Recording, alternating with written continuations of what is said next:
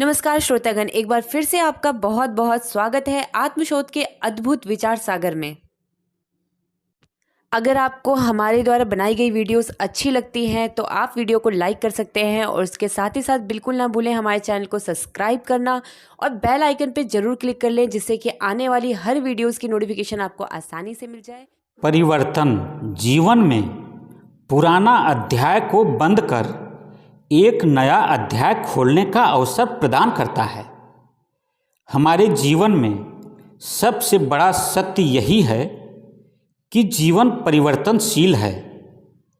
इस सत्य को स्वीकार करना चाहिए, क्योंकि जीवन में नई नई खुशियां तभी मिलती है जब पुराने तरीके को छोड़कर नए तरीके को अपनाए जाते हैं।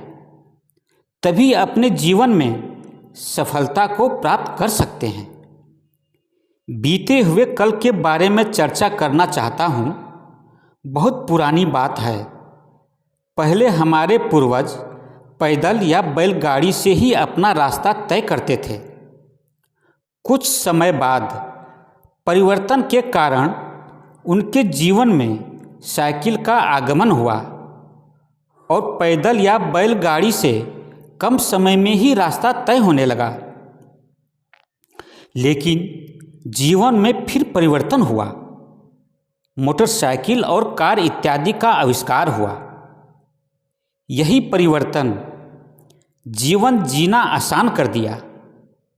मेरा कहने का तात्पर्य यह है कि यदि हम इस परिवर्तन को स्वीकार नहीं करते तो आज भी पैदल या बैलगाड़ी से ही यात्रा करते रहते।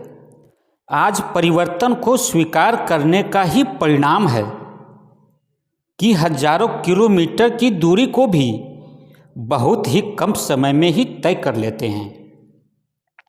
किसी ने कहा है, जिस दिन आप खुद को बदलना खत्म कर देंगे, आप स्वयं भी खत्म हो जाएंगे।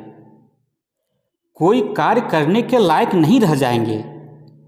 इसलिए रुक जाने के बदले स्वयं में परिवर्तन लाने का प्रयास करते रहना चाहिए। कुछ लोग परिवर्तन के बजाय रुक जाना ही पसंद करते हैं। इसलिए रुका हुआ व्यक्ति सफलता रूपी मंजिल तक नहीं पहुंच पाता है। जैसे बहते हुए पानी को यदि रोक दिया जाए तो कुछ समय पश्चात वह पानी खराब और गंदा हो जाता है, फिर किसी के इस्तेमाल के लायक नहीं रहता है। कहने का तात्पर्य यह है कि हमेशा बहती हुई जल की धारा शुद्ध या पीने योग्य होती है, चाहे धरती के अंदर हो या बाहर। हमारा जीवन ही गतिशील है। हम सभी समय के ऐसे रेलगाड़ी पर सवार हैं जिसमें कहीं रुक जाने का मतलब है पीछे रह जाना। इसलिए समय के साथ चलना हमारी आवश्यकता है।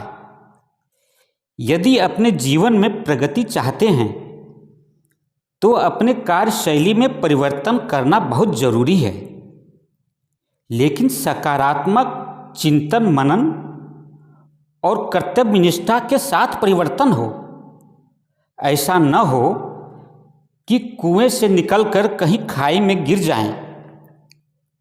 परिवर्तन ऐसा हो जो हमारे अंदर एक नई ऊर्जा भर दे।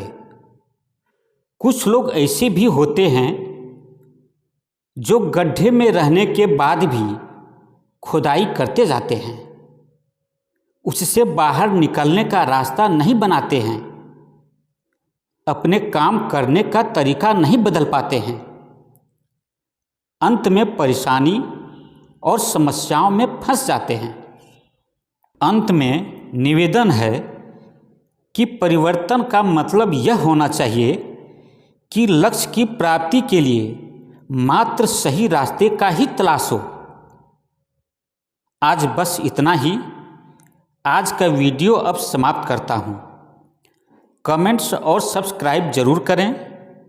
आत्मशोध का प्रस्तुति सुनने के लिए आप सभी को बहुत बहुत धन्यवाद।